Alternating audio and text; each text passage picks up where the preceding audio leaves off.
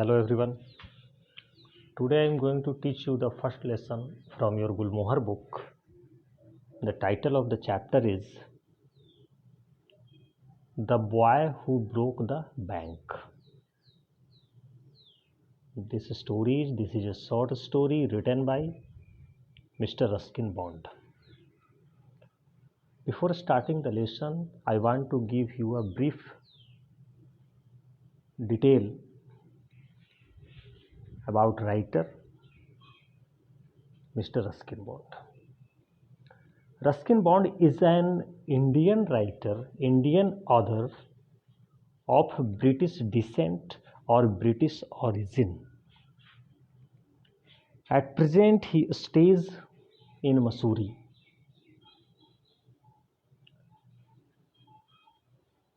In 1934, he was born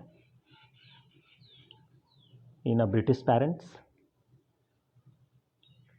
Before independence, he was born, but after independence, he decided to stay in India and he settled in Missouri in Himachal Pradesh. And nowadays, he is a very acclaimed writer, acclaimed author of English language in India. He received numerous awards like Hindi Sahitya Academy Award, Padma Shri, Padma Bhushan, civilian awards. His story mainly deals in adventures. And the characters in his stories are very ordinary people. It is the speciality, it is the special characteristics of his story, his composition. Now let me introduce about this chapter, The Boy Who Broke the Bank. As it is clear from the title, The Boy Who Broke the Bank, there is a boy named Nathu who is the main character of this story. So Nathu is a sweeper boy who works in a small local bank. But management of bank didn't manage to pay Nathu regularly, to pay his monthly salary on regular basis. This news spreaded quickly in all over the town, in all over the place where that bank was situated. It became a wrong impression for reputation of that bank.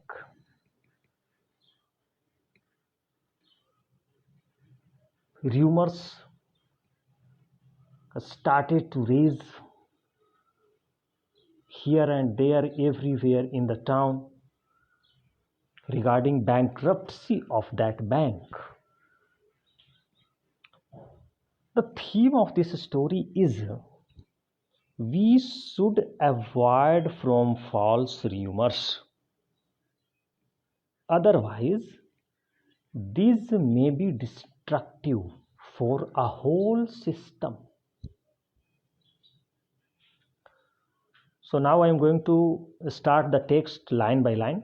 I will also explain word meanings English to English and English to Hindi in both, and explain the text in English and in Hindi, both languages.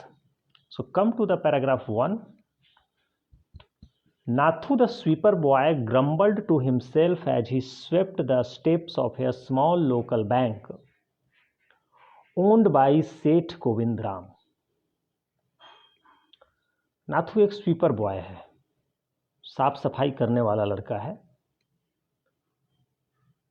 एक छोटे से स्थानीय bank की सीढ़ियों को साफ करते हुए, झाड़ू लगाते हुए वो अपने आप में कुछ बड़बड़ाता है। ग्रम्बल का मतलब होता है हिंदी में बड़बड़ाना, इंग्लिश में मर्मर विद डिसकॉन्टेंट और डिससेटिस्फैक्शन और एनोयंस। गुस्से में, नाराजगी में, मन ही मन कुछ अपने आप में बड़बड़ाना, ग्रम्बल का यही मतलब होता है। तो एक स्थानीय छोटा सा बैंक था जिसके मालिक थे सेठ गोविंद राम। उनके बैंक में एक स्वीपर बॉय था, साफ सफाई करने वाला लड़का था। झाड़ू लगाने के क्रम में वो पता नहीं अपने आप ही कुछ शिकायत भरे लहजे में, नाराजगी भरे भाव में कुछ बड़बड़ा रहा था, बोल रहा था। सेठ Govind Ram, man of wealth rich person को बोला जा रहा है, whose haphazard business dealings had often brought him to the verge of ruin. Haphazard का मतलब होता है unorganized and careless। तो लापरवाही पूर्ण तरीके से बिजनेस की बातें करना, बिजनेस के जो आपसी तालमेल होते हैं, आपसी बातें होती हैं, इन मामलों में बड़े लापरवाह थे सेठ गोविंद राम। इस वजह से कई बार तो उनका ये जो रवैया था लापरवाही पूर्वक, कई बार तो इस वजह से वो बर्बादी की कगार पर पहुंच गए थे। To the verge of ruin का मतलब होता है at the brink of collapse, बर्बादी के कगार पर, विनाश के कगार पर। Nathu use the small broom hurriedly and carelessly. Nathu जो था, वो छोटा सा जो झाड़ू था उसके पास, उसको बड़ी तेजी हड़बड़ी में झाड़ू लगा रहा था।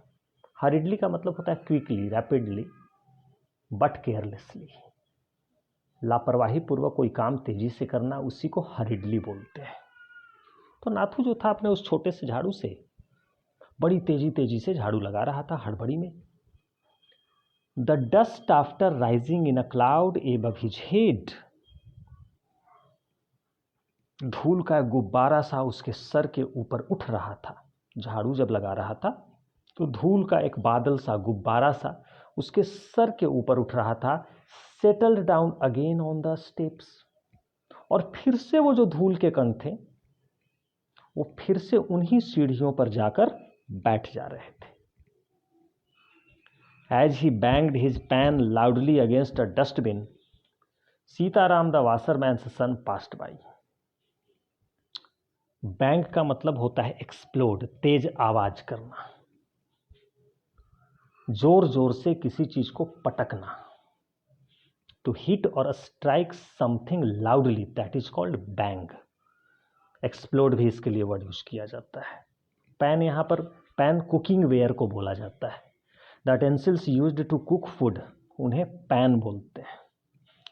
तो यहाँ पर पैन का मतलब है जिसमें वो झाड़ू के बाद वो जो रबल निकलता है, मलबा निकलता है, उसको वो उठा के डस्टबिन में डाल रहा था। तो उसी पैन को वो डस्टबिन पर जोर जोर से पटक रहा था। Sitaram the washerman's son passed by, Sitaram जो कि एक वासरमैन का लड़का था, वो वहां से पास हो रहा था, वहां से गुजर रहा था। पास्ड बाई एक फ्रेजल वर्ब होता है, इसका मतलब होता है टू मूव और गो पास्ट, किसी के बगल से, किसी के पीछे से गुजरना, इसी को पास्ट बाई बोलते हैं। वो गुजर रहा था Sitaram. Sitaram was on his delivery round, Sitaram को तो भाई सामान पहुंचाने थे। डिलीवरी वर्ड डिलीवर से बना है। डिलीवर का मतलब होता है टू ब्रिंग और transport something at proper place, इसको डिलीवर बोलते हैं। किसी चीज को लाना या उसके उचित स्थान पर भेजना, इसी को डिलीवर बोलते हैं। तो वो अपने सामान पहुंचाने के क्रम में था Sitaram. He had a bundle of freshly pressed cloths balanced on his head, उसके सर पे साफ स्वच्छ धुले हुए कपड़े थे जिसका बंडल उसने अपने सर के ऊपर रखा हुआ था। Don't raise such dust, he called out to Nathu, उसने नाथू को जोर से पुकार कर बोला, अरे भाई धूल मत उड़ाओ, इतना धूल मत उड़ाओ। Are you annoyed, क्या तुम गुस्से में हो? सीताराम ने नाथू से पूछा। Because they are still refusing to pay you another 5 rupees a month, क्या तुम गुस्से में हो? वे लोग इस मंथ भी तुम्हें 5 रुपए, उसकी जो सैलरी थी, दिहाड़ी थी, वो देने से मना कर रहे हैं, फिर भी वो मना कर रहे हैं तुम्हें पैसे देने से। रिफ्यूज का मतलब होता है डिनाई, इनकार करना, मना कर देना। I don't want to talk about it, complaint the sweeper boy.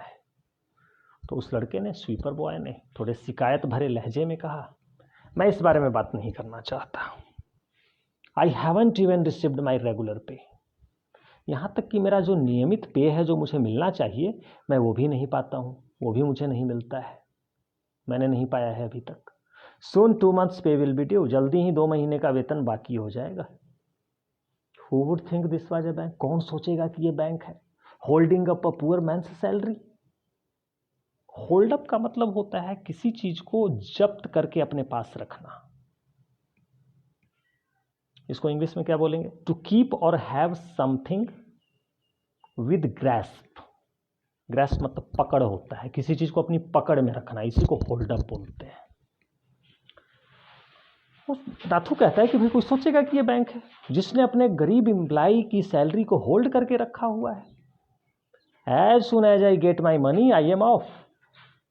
जो ही मुझे पैसे मिल जाएंगे मैं तो भाई यहां से चला जाऊंगा। आई एम ऑफ का मतलब है I will quit the job और I will resign. Not another week will I work in this place. एक हफ्ते भी मैं इस जगह पर अब काम नहीं करूंगा। And Nathu bang the pan against the dustbin several times. और अनेक बार नाथू ने अपने उस पैन को, उस बर्तन को, कूड़ा फेंकने वाले बर्तन को जोर जोर से उसी डस्टबिन पर पटका। Well I wish you luck said Sitaram. Sitaram ने उसे शुभकामना दी, जैसे हम बेस्ट ऑफ लक बोलते हैं वही विश यू लक हुआ, किसी को ग्रीट करना। To greet someone for good fortune that is called wish you luck. तो सीताराम ने कहा कि ठीक है, मैं आपको शुभकामनाएं देता हूं भाई। I will be on the lookout for a new job for you. उसने ये भी कहा सीताराम ने, मैं तुम्हारे लिए एक नई जॉब की तलाश में रहूंगा। लुकआउट, ऑन द लुकआउट का मतलब होता है इन सर्च ऑफ, किसी चीज की खोज में, तलाश में। And he plodded bare foot along the road. Plodded का मतलब होता है किसी भारी भरकम चीज अगर हम अपने सर के ऊपर रखते हैं तो धीमे चल पाते हैं, तो इसी प्रकार से धीमे चलने को प्लॉड बोला जाता है। वॉकड स्लोली विद डिफिकल्टी, ये इसका इंग्लिश में मतलब होगा प्लॉडेड का, walked slowly with difficulty. Bear foot यानी कि विदाउट एनी फुटवियर, नंगे पैर जिसको हम बोलते हैं। वो सड़क पर यूं ही नंगे पांव ही आगे बढ़ गया। सीताराम जो था धीरे धीरे चल पा रहा था क्योंकि सर पे उसने कपड़ों के बंडल रखे हुए थे।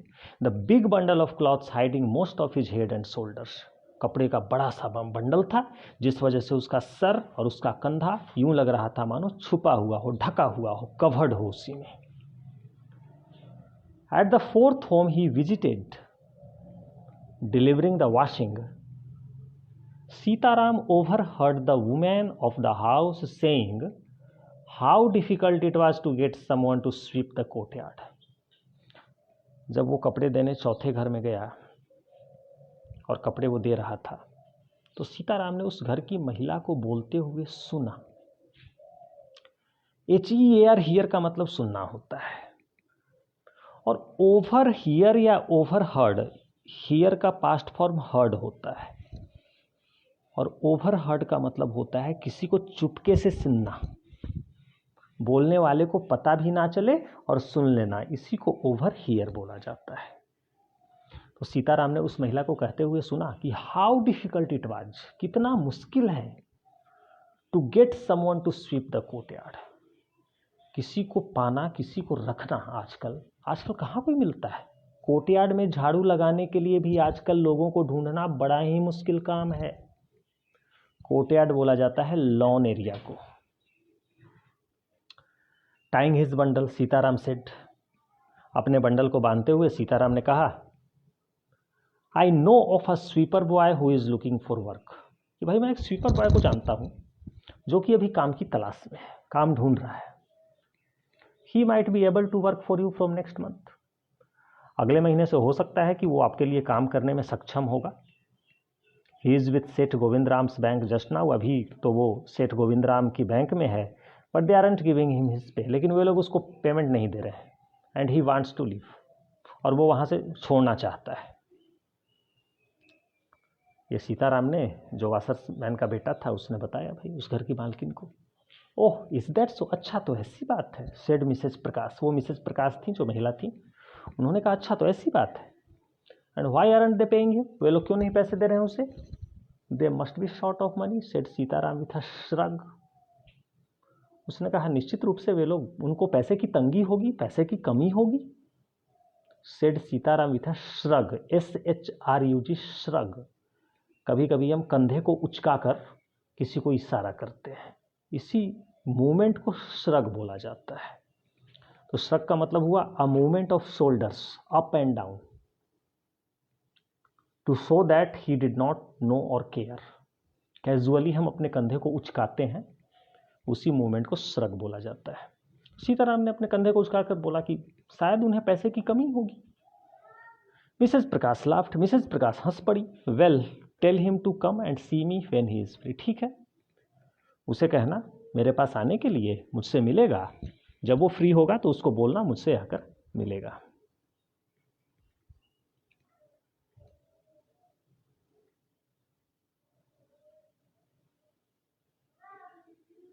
Now come to the next paragraph, paragraph number 9. We have already studied 1 to 8 paragraph. Now come to the paragraph 9. Sitaram glad that he had been of help to both a customer and his friend. Sitaram तो बड़ा खुश था कि भाई वो अब दोनों की मदद कर रहा था, अपने कस्टमर का भी और अपने मित्र का भी। ये कस्टमर वो महिला थी और मित्र इनका वो नाथू था, स्वीपर बॉय था। hoisted his bag on his shoulders and went on his way.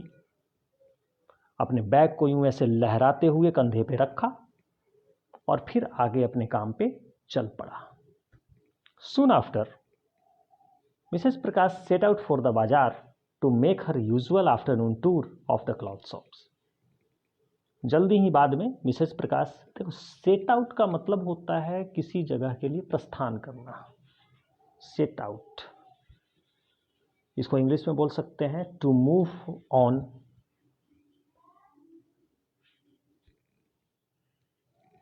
Set out का मतलब हुआ आगे बढ़ना, किसी जगह के लिए प्रस्थान करना। तो मिसेस प्रकाश जो थी बाजार के लिए निकल पड़ी थोड़ी ही देर बाद। To make her usual afternoon tour of the cloth shop, कपड़े की दुकान पर उनका हमेशा की तरह दोपहर में टूर हुआ करता था, वो जाया करती थी। वो चल पड़ी। A large shady tamarind tree grove near the clock tower. Clock tower के पास एक काफी बड़ा छायादार विशाल इमली का पेड़ उगा हुआ था। It was here that she found her friend Mrs Bhushan sheltering from the heat. ये वो जगह था, ये पेड़ की छाया वो जगह थी जहां पर मिसेज प्रकाश को उनके मित्र मिले। कौन थे भाई? Mrs Bhushan. Sheltering from the heat, गर्मी की वजह से वो भी छाया के नीचे, पेड़ के छांव के नीचे आकर खड़े हो गए थे। Do you know my dear, Mrs Prakash said, Mrs Prakash ने कहा, क्या आप जानते हो that Seth Govind Ram's bank can't even pay its employees, कि भाई सेठ गोविंद राम का जो बैंक है ना, वो तो अपने एम्प्लॉय को भी पेमेंट नहीं कर पा रहा है। Only this morning I heard a complaint from their sweeper boy who hasn't received his pay for 2 months। आज सुबह मैंने ये शिकायत उस बैंक के स्वीपर बॉय से पाया है, पता चला है, जिसे पिछले 2 महीनों से सैलरी नहीं मिली है।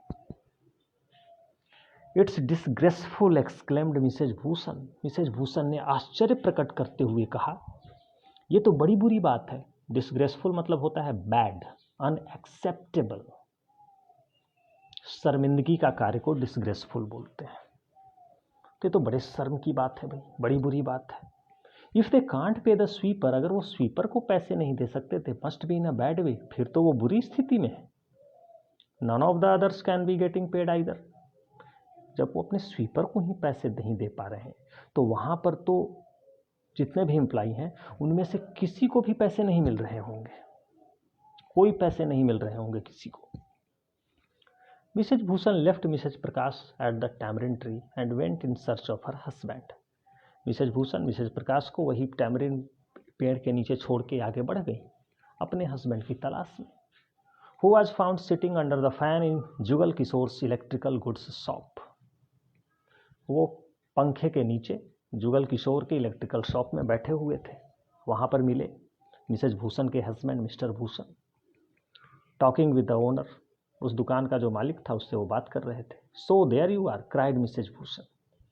मिसेज भूषण ने जो ही अपने हस्बैंड को देखा तो वो चीख पड़ी, बोली अच्छा तो तुम यहाँ हो, I have been looking for you for nearly an hour, पिछले 1 घंटे से मैं तुम्हें ढूंढ रही हूँ। I don't know what's happening to this town, मैं नहीं जानती इस शहर में हो क्या रहा है। Did you know the bank is going bankrupt, क्या तुम जानते हो कि वो बैंक जो है वो दिवालिया घोषित होने जा रहा है। What did you say, said Mr Jugal Kishore sitting up suddenly, which bank. Mr Jugal Kishore जो कि बैठे हुए थे तुरंत खड़े हो गए अचानक से और कहें कि हो क्या कहा तुमने, कौन सा बैंक। वाई, सेठ Govind Ram's bank, of course, क्यों, सेठ गोविंद राम का बैंक, बेशक।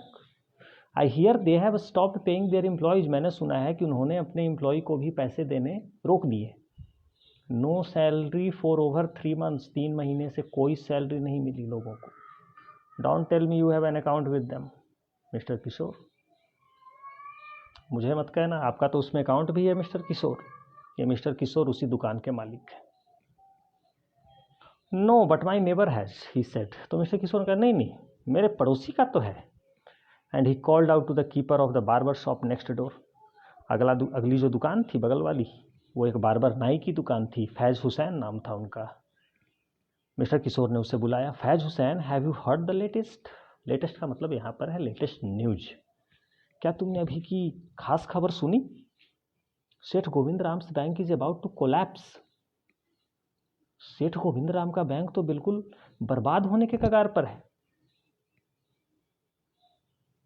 You would better take your money out while there is still time, अच्छा होगा कि अपने पैसे वहां से निकाल लाओ, अभी भी कुछ समय है, क्योंकि वो बैंक बिल्कुल बर्बादी के कगार पर है। अब देख आप यहाँ पर एक चीज नोटिस करो कि ये खबर किस तरह से, पक्का प्रूफ किसी के पास नहीं है कि एम्प्लॉय को सैलरी नहीं देने की वजह बैंक बैंकक्रप्ट होते जा रहा है, दिवालिया होते जा रहा है, लेकिन इस बात को लोग इस तरह से पेश कर रहे हैं कि ये अफवाह के रूप में तब्दील होता जा रहा है। ये बात बहुत बढ़ती जा रही है, धीरे धीरे हर जगह फैलती जा रही है। Faiz Hussain who was cutting the hair of an elderly gentleman, Faiz Hussain जो कि एक उम्रदराज व्यक्ति का हेयर कट कर रहे थे, was so startled that his hand shook and he nicked his customer's right ear. Faiz Hussain जो थे उन्होंने जब ये खबर सुनी तो आप समझ लो कि उनके हाथ बिल्कुल कांपने लगे, और कांपने की वजह से अपने कस्टमर के राइट कान में थोड़ी सी कट लग गई उनसे। निक्ड का मतलब यहाँ पर है to make accidental cut, to make accidental cut. The customer yelped with pain, yelped with pain का मतलब होता है क्राई विथ पेन, दर्द से कराहना। वो कस्टमर जो था वो दर्द से चीख पड़ा, एंड डिस्ट्रेस, बड़ा दुखी हुआ।